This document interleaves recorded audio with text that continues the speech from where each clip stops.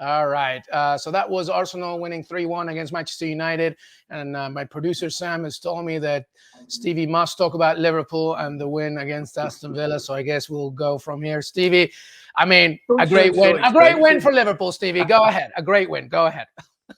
Well, there was one thing that struck me about this game today, and it took me back to this is what's supposed to happen at Anfield.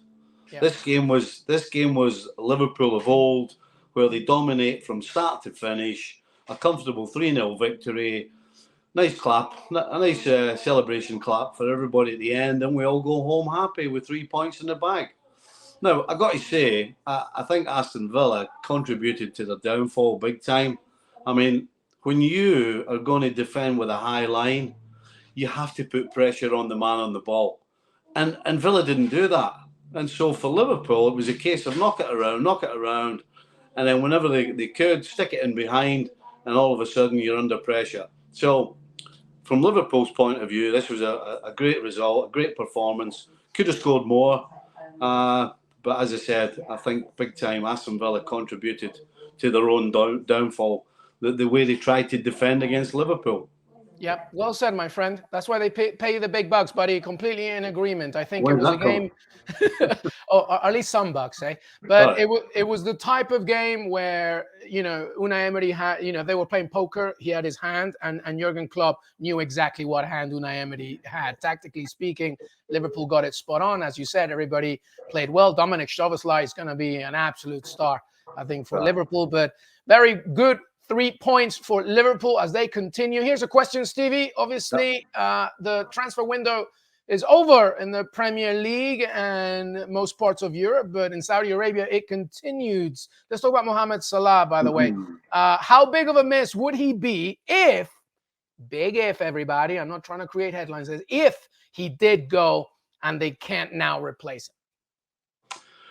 Well, clearly, if he goes, it's going to be a loss. There's no question. He's the guy that you rely on above all of your talent going forward to score the goals.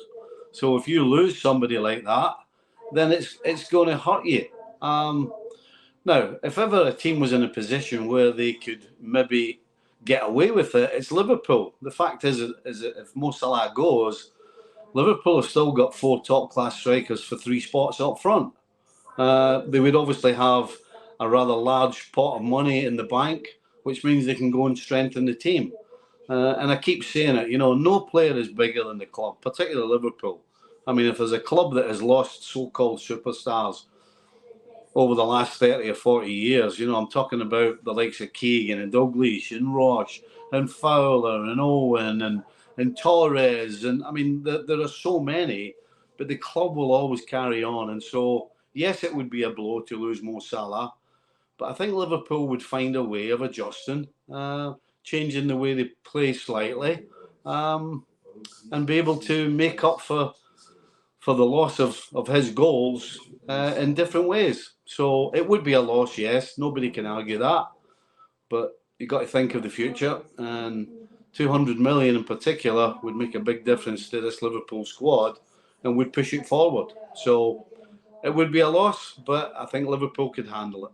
And they still have their most important asset in Jurgen Klopp, of course. But a very big 3 points for Liverpool. They're looking good early in the season. We'll have to wait and see what happens towards the end of the Saudi Pro League transfer window. For now, Mohamed Salah remains the star of Liverpool. Thanks so much for watching ESPN on YouTube. And for more sports highlights and analysis, be sure to download the ESPN app. And for premium content and live streaming, subscribe to ESPN Plus.